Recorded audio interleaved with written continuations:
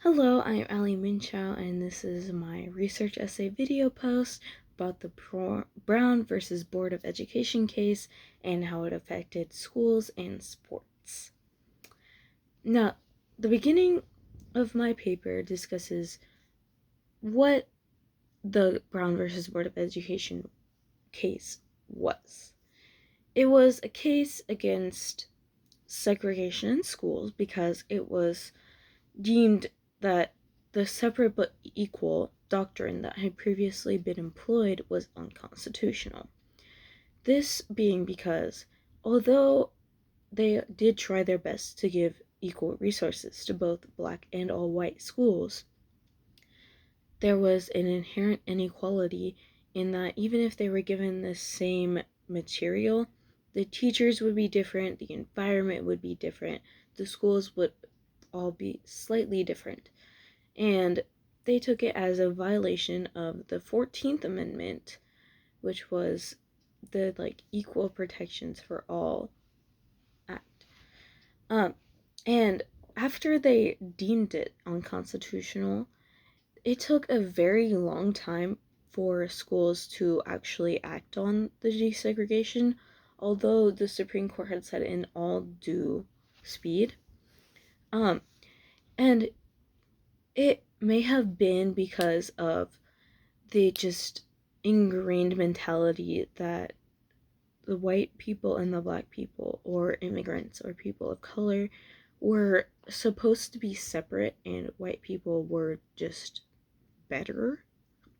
But one of the major stepping stones that led up to this case was the integration of Jackie Robinson into the Major League Baseball, where it had previously been very, very highly segregated and teams had been made separate for black and white players, and there had been separate leagues based on just color, not on skill or anything like that. And another thing that supported the case, once it came out, like the decision came out, was there was a school called Adkin High, and the high schoolers in that high school, it was an all black school, decided that the desegregation was not happening fast enough, and so they decided to do a protest and a boycott of the school because they wanted to take a stand but still do so peacefully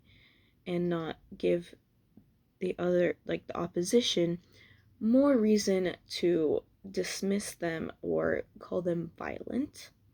which was a very good decision in my opinion. And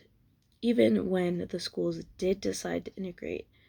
there was extreme bullying, alienation, and even violence from both black and white people. There was, especially in the schools, when black kids transferred to white schools, they would alienate them and kind of leave them alone and bully them by exclusion because they're like, oh, you weren't supposed to be here.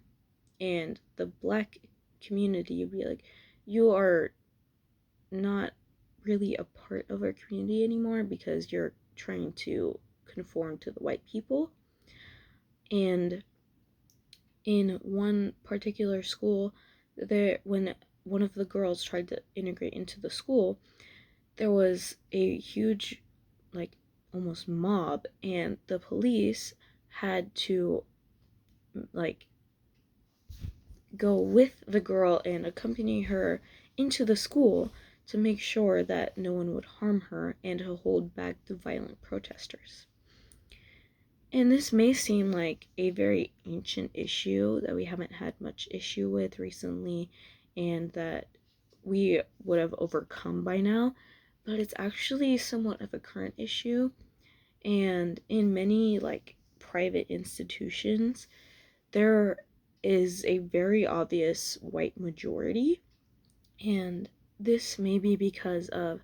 the disparity of jobs among colored people and immigrants, because of the higher education requirements that they do not have aid or any financial means to pertain or obtain. And there are many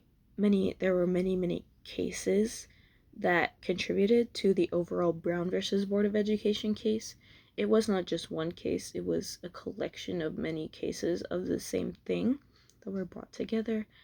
and it was a fight against the ingrained mentality that white people were better than black people,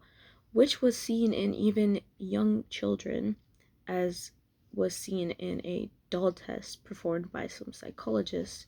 where black girls would choose the white doll over the black doll, even though it looked more like them, because it was ingrained that white